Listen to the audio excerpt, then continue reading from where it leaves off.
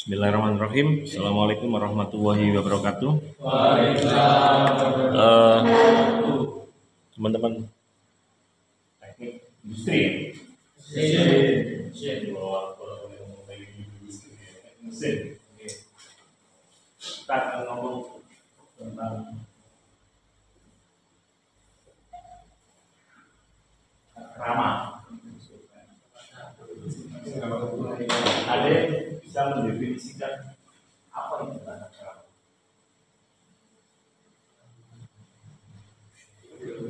Oh, tata krama itu.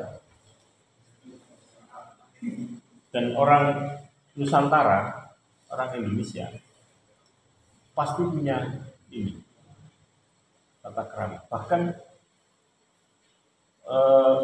manusia yang memiliki peradaban atau biasa disebut sebagai civilization pasti memiliki apa yang disebut tata krama. Apa itu tata krama? Apa? Perilaku, perilaku yang tertib dan baik. Ada yang lain sikap. Ada yang lain perilaku yang sama. Yang lain apa?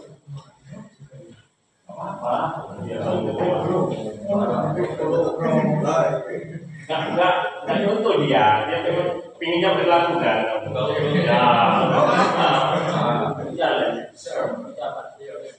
Ucapan enggak unggu jawab berarti ya.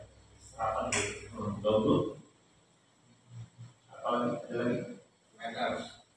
Manners musuh keren banget gitu. Ada itu istilahnya manners. Lebih sama ya. Kalau kamu sering ke hotel, kita yang namanya table.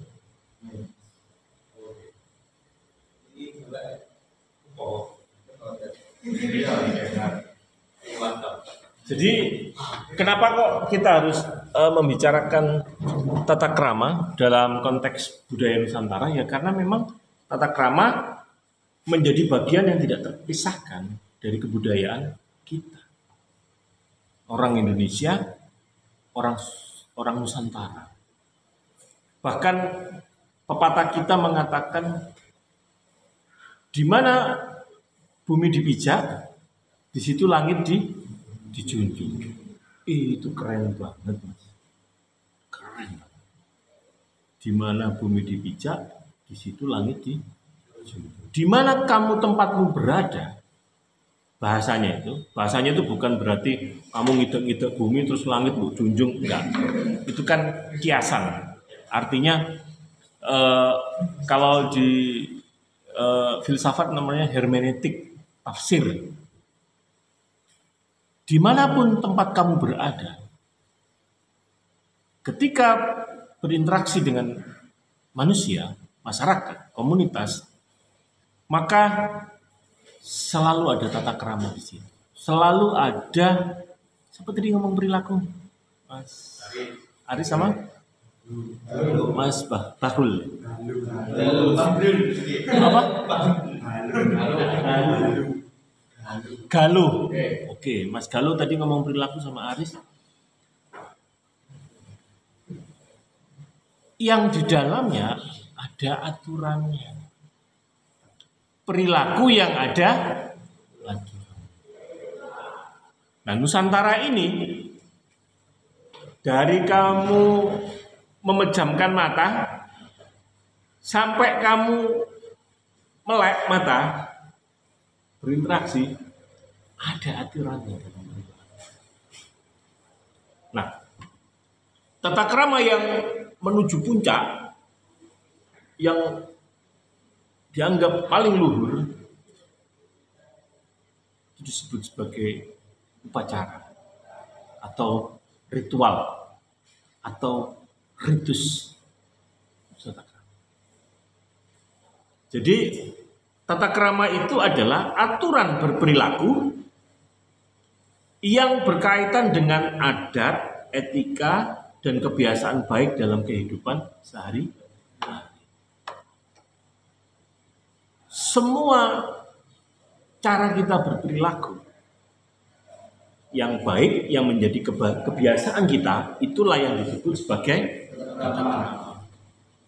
Ayo, kamu mau ngomong perilaku apa yang itu menjadi bagian dari kegiatan manusia sehari-hari? Bahkan dalam agama Islam, tata kramanya setiap kegiatan ada doanya. Hampir sama ya sejarah. Setiap perilaku orang dungun, orang tata kramanya. Mulai dari tidur, ada tata kramanya enggak? Mulai dari makan, mulai dari membersihkan badan atau mandi, makannya belum. Iya kan? Apa tata kramanya? Ayo kita ambil. Kalau kita mau apa tata krama? Tidak boleh sambil bernyanyi. Tidak boleh sambil bernyanyi, bersuara. Mau masuk dulu. Sama lagi yang penting. Masuk kaki kiri dulu. Apalagi yang lagi? Yang lebih penting. Membaca surat.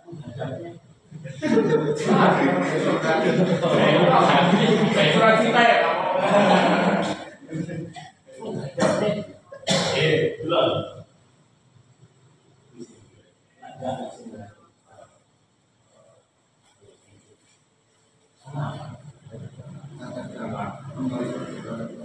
Kalau di negara Cina namanya Feng Shui.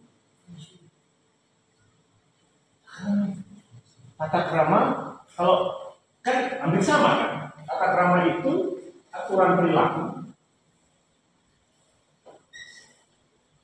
yang arahnya adalah baik kan?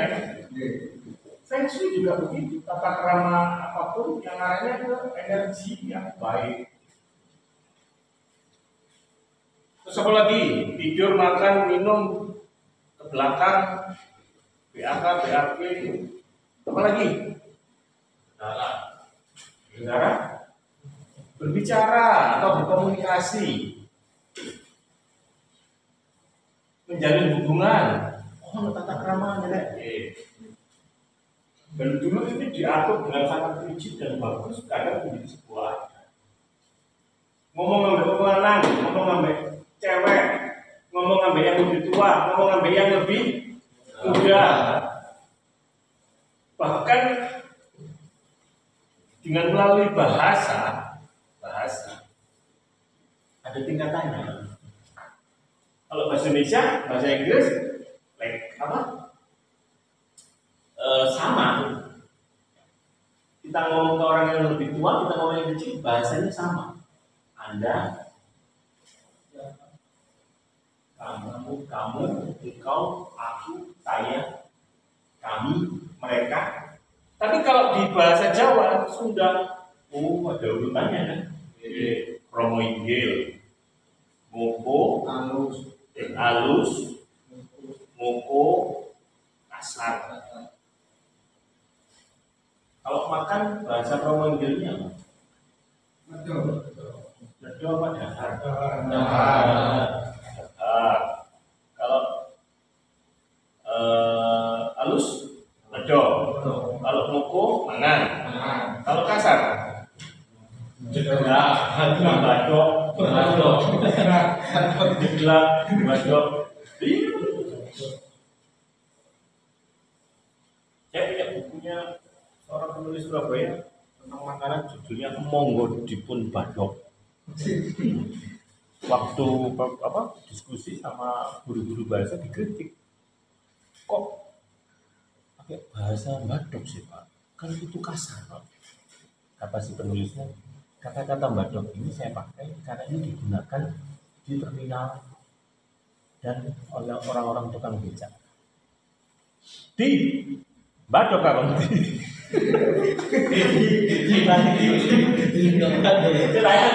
Badok saya dong. Surabaya. Ya, jauh ambil wisu badok. Tapi kalau di tingkat Solo, di Mangkunegaran, panjenengan sampun jahat, halus, kadang-kadang tata krama itu di beberapa orang kita susah untuk mengikuti ya. Takutnya itu karena bisa menjadi beda, terutama bahasa atau apa. Tapi paling tidak tata krama itu menyangkut bahkan memperlakukan bayi yang baru lahir ada tata kramanya. Memperlakukan anak yang mau sunat ada tata. Memperlakukan orang yang menikah ada tata krama.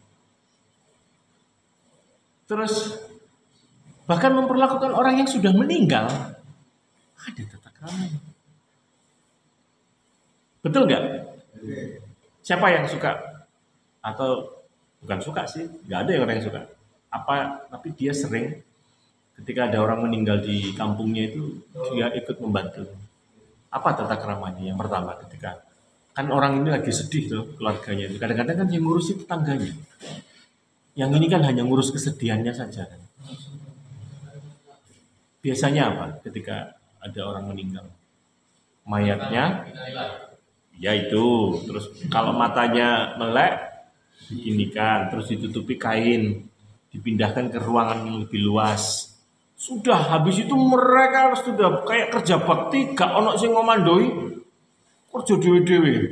Ono sing ngukur mayite, ono sing nggali kubur, ono sing tuku kembang, ono sing tuku meseno maisan, ono sing nulis, ono sing ibu-ibu mempersiapkan masak makanan gini-gini. Dan itu otomatis siapa yang nyuruh? Dan di luar negeri nggak ada. Ya bukan cara nggak ada. Nggak ada yang kayak begitu. Masih di sini. Nah itu yang disebut tata. Ada etika di situ. Paham ya? Oke, saya lanjutkan.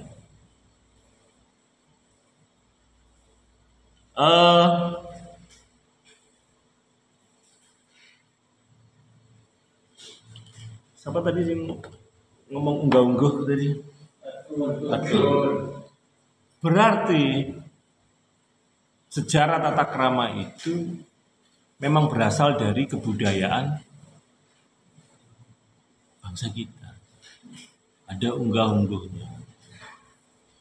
Apalagi kalau sama orang Jawa dan memang dia orang alusan. Waduh, saya itu kalau ketemu orang yang begitu kemeringet aku, disalah. Kemarin itu ketika anak-anak komunikasi melakukan kunjungan media dan PR itu ke Keraton Jogja. Kita ketemu sama humasnya orang keraton. Saya pikir ketika ini dalam konteks akademisnya, saya memanggil Mas atau Pak ke salah satu humasnya. Dalam diskusi gitu, kita ngomong tentang konsep teori PR, terus ngomong tentang PR untuk pariwisata, ngomong tentang branding, ngomong tentang bagaimana peran keraton dalam membranding kota Yogyakarta. Saya memanggil salah satu humasnya itu Mas dan Pak. Dan saya melihat agak sedikit tersinggung beliau. Saya panggil nama aslinya. Itu kurang berkenan karena memang akhirnya dijelaskan lagi bahwa saya di sini sebagai humas itu diangkat oleh Kanjeng Sultan Ngarso Dalem.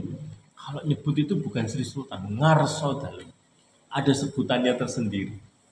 Kayak misalnya kita yang mulia, tuanku sang raja. Kalau pemain sepak bola manggilnya coach, nah, pelatih. Nah itu maksudnya. Lah dia diberi gelar, lah aku nggak hafal gelarnya. Sopo itu mau jenengnya. Ketika aduh salah meneh aku. Artinya saya panggil gelar beliau sebagai kehormatan. Bukan, Temenggung itu koyok panglima perang mas. Koyok gelarnya itu lebih, kalau zaman dulu lebih ke sastra, kayak ke orang yang bisa sastra. Karena memang dia kan menjadi humasnya keraton. kayak bagus, kanjeng bagus siapa gitu, kanjeng siapa gitu, ada kanjeng. Dan memang itu tata keramanya beliau di sana. Dan saya ada di dalam keraton sehingga saya yang salah. Kalau di luar itu mungkin no problem ya, makanya itu yang dimana bumi dipijak di situ langit. Bahkan tradisi makan itu ada tata keramanya, dan akhirnya dari tata kerama tradisi makan itu diuji secara klinis, diuji secara riset, memiliki dampak terhadap kesehatan, terhadap cara orang memandang. Kita kalau makan makan gitu aja kan ya. Tapi ketika ada di upacara kita nggak boleh sembarangan makan. Dibuat kantong dulu, terus dikasih makanannya dulu, didoain bersama-sama, terus keren sama-sama. Tradisinya kayak gitu. Orang minum mungkin bisa langsung aja minum. Tapi ketika ada tata krama, ketika ada aturan, ketika ada etika, itu bisa menjadi beda. Tradisi minum teh di Jepang dengan tradisi minum teh di Inggris atau negara Eropa bisa menjadi sangat beda. Atau tradisi minum teh di sini kayak apa? Ya minum teh kan? Teh. Kalau kamu di Jogja, kalau kamu teh di sana, mesti pakai gula. Kalau di Sunda ada tawar. Dan teh itu sebenarnya tawar. Hanya di Indonesia yang pakai gula. Tapi itu sebenarnya kayaknya di Eropa nih. Karena Eropa itu minum teh karena dikasih gula, dikasih iya karena bisa dikasih. Lah, tradisi di Jepang minum teh, ada upacaranya, pakai pakaian ada, pakai kimono. Bayanganmu yo, ribet tinggal ngombe. Tapi ketika itu dilakukan secara konsisten, dan terus menerus, apa yang terjadi? Menjadi identitas, karakter, apa? Dan orang akhirnya mengenal. Tahu nggak tradisi minum teh di Jepang? Saya waktu di kampus saya dulu kan ada sastra Jepang kan, itu orang-orang sering, saya hanya lihat aja, tapi kayaknya keren ya. Duduk dengan tenang, mulai menyiapkan. Terus alat-alatnya itu akhirnya sekarang menjadi identitas dan menjadi sudah tingkatannya itu sudah bukan etika lagi, karena atasnya tata krama kan seni. Atasnya tata krama kan sudah menjadi seni. Artinya apa? Ada nilai estetikanya. Setelah etika itu ada estetika. Mentokno butuh gerintinya itu kan, terus digosok, itu pakai yang sendok atau garpu yang dari bambu, terus diminum. Kegiatan meminum itu secara turun-temurun itu sudah kan belum minum yang green tea yang aslinya, kan agak-agak pahit terus kental. Dan itu yang betul-betul menyehatkan di sini. Saya pernah diajak makan sama staf khususnya wakil presiden dari Jakarta datang ke sini. Lihat, dia ngajak saya ke kunjungan Plaza Surabaya, tahu ya? TP itu di salah satu restoran Cina-nya itu. Nah, saya sebelum pesen makan itu dikasih tikar gitu, hampir teh, terus gelas kecil, nggak ada gula, tapi saya baru itu merasakan teh yang luar biasa. Kok iso enak begini ya? Kita kan tehnya ada, pokok teh.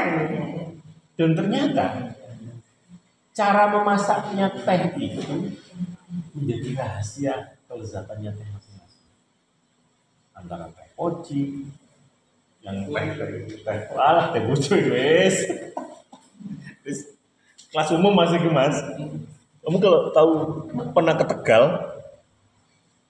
di warung itu selalu dihidangkan teh sama gula batu, terus ditaruh di potinya itu yang terbuat dari tanah liat itu, oh panas. Itu kamu pusing, puyeng itu ngombe itu mah peyar gitu loh. Nas gitel kalau mereka sana. Panas lagi. Nah, nanti kan ini sih.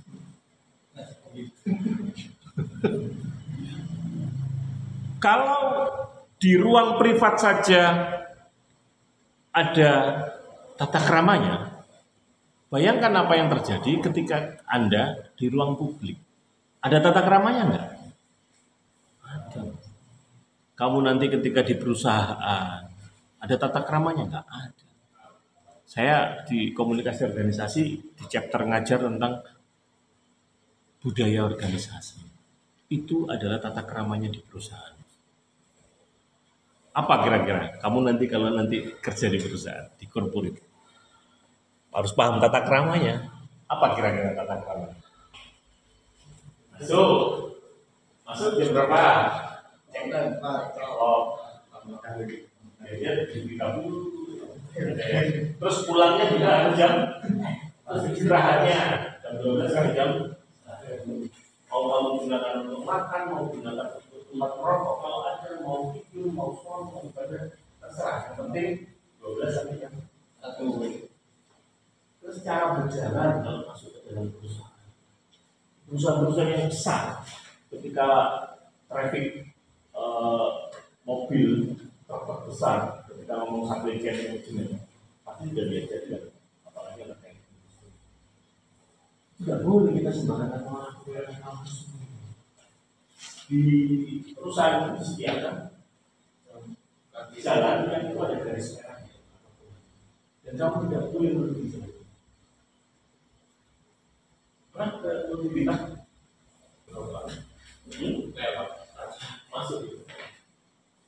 Itu kalau mau masuk, identitas apa itu, dan begitu masuk kita nggak boleh barang. Ada jalan cuma segini aja di kampung lain. Karena di sini harus, kamu ketika di sini denda 5. Iya.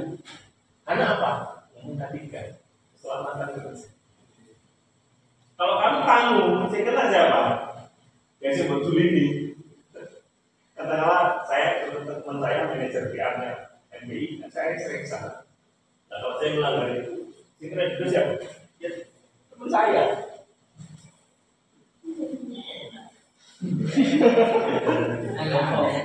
Kenapa? Karena kita kadang-kadang nggak boleh sepeda motor bawa, nggak boleh bawa, harus parkir. Ada jangan saya gitu. Uang produksi di perusahaan-perusahaan besar ada aturan, ada. Nah itulah fungsi dari tata krama. Nah,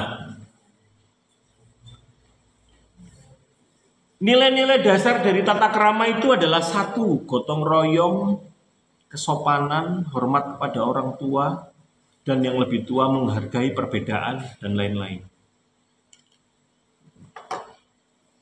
Dulu waktu saya seusia Anda, mungkin lebih hebat Anda daripada saya. Ngamuan aku dulu. Meluwete ngamuan, terus cara berkomunikasinya. Makanya saya belajar komunikasi. Kemelinti, merasa pinter, merasa sok hebat. Sehingga kadang-kadang berbicara itu di debat. Dan ketika kita menang debat, bangganya luar biasa. Begitu menginjak usia, tidak berguna. Di dalam dunia kerja apalagi enggak ada gunanya. Yang berguna itu adalah orang-orang yang memiliki tata krama. Orang yang bisa menjaga komunikasi dengan baik dengan orang tua yang equal, yang setara, atau yang di bawah kita. Bayangkan ya, kamu punya bos, kamu punya atasan. Ya memang pintar kamu. Dari segi keahlian, kompetensi mungkin pintar kamu. Tapi kan dia atasanmu. Bayangkan itu. Kamu tidak pandai berkomunikasi dengan baik dan benar. Pokoknya ono apa mbok serang ae bosmu. Oh, aturannya begini, Pak. Lu kan kok ngeyel tuh. Aduh.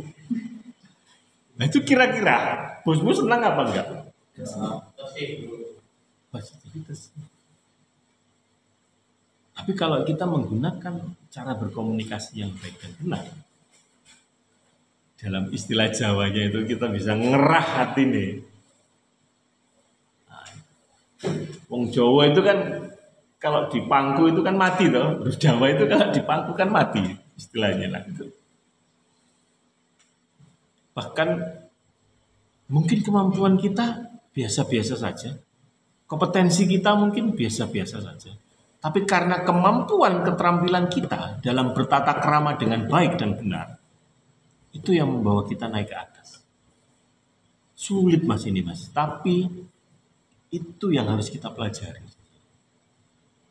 Delok selahi komunikasi, kan tiap orang wataknya kan beda-beda. Saya tuh belajar ilmu-ilmu itu justru dari ahli marketing, tukang jual, terus orang-orang yang ada, terutama ahli marketing. Ahli marketing itu, karena apa? Kalau dia tidak pandai berkomunikasi, gak payu dagangannya. Itu kamu harus pandai betul itu.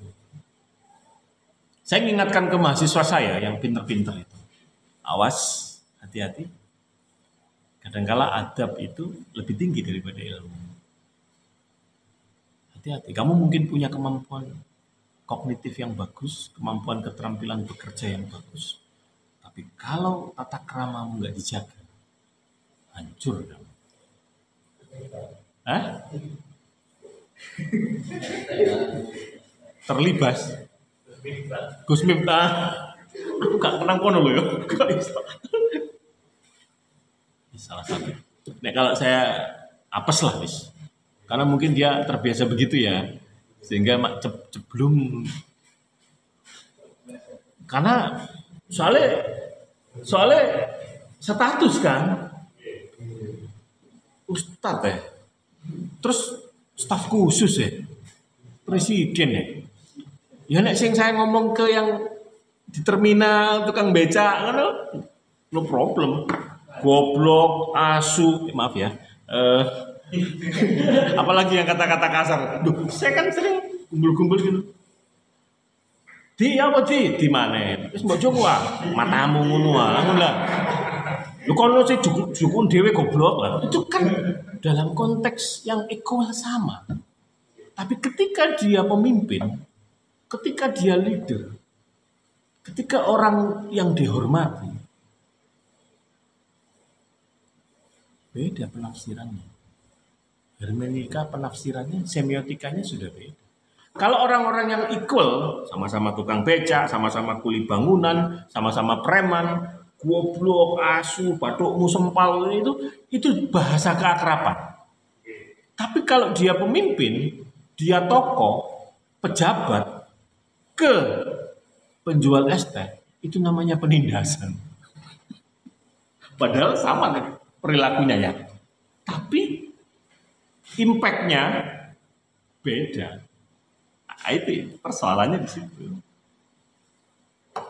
Ada yang mau tanyakan? Ngomong tata krama? Ada yang ingin tanyakan?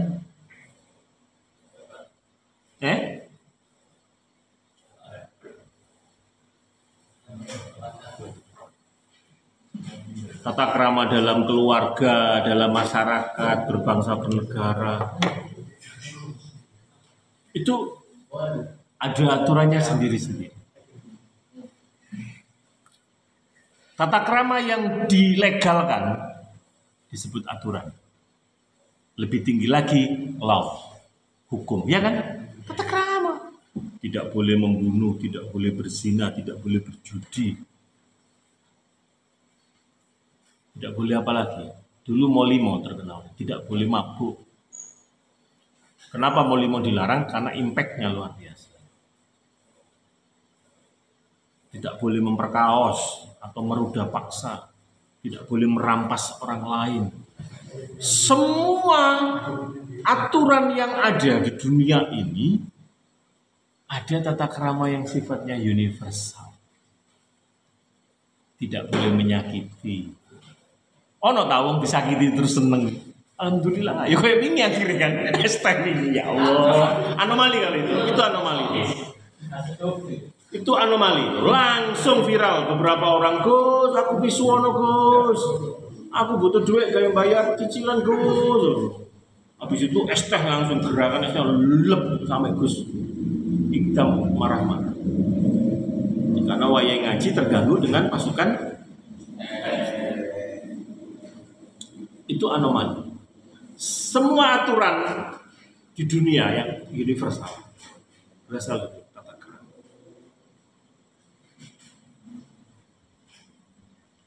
Jadi selama kita berhubungan dengan makhluk hidup, saya nggak ngomong manusia loh ya. Selama kita berhubungan dengan makhluk hidup, ada tata kramanya. Kon berkomunikasi sama manusia dengan kamu berkomunikasi dengan ular, ada tata kramanya beda. Kalau mau belajar tata krama dengan ular, ngomong nang Panji Petualang kan? Loh iya lo belajar loh. Saya jadi tahu loh akhirnya ular yang berbisa sama ular yang enggak. Kalau ada ular, cara nangkapnya gimana? Saya jadi tahu loh. Kalau ngomong tentang ular kobra, itu megangnya gimana? Kita jadi tahu loh. Itu tata kramanya. Terus kalau kita ngomong tentang buaya, itu saya senang ikut orang-orang yang bagaimana memperlakukan buaya gitu. Ojo langsung dipateni karena dia kan juga makhluk hidup ya. Gitu. Terus tata krama dengan alam ini yang kemarin menjadi persoalan. Tata krama kita dengan air aja kita sih kurang paham. Nek kering gak ono banyune, nek udan koyo ngene banjir. Saya ngomong ke teman-teman, kenapa kok banjir mendatangi kita? Ya karena kita abai. Kita tidak peduli di mana tempat kita tinggal. Banjir itu adalah air yang tersesat. Dia tidak tahu jalan pulang kemana. Ya kita yang harus menuntun dia tuh pulang. Air itu kan selalu ke tempat yang rendah. Nah kalau kita membuat pemukiman di tempat yang rendah, terus tidak ada buangan untuk air, ya mampet.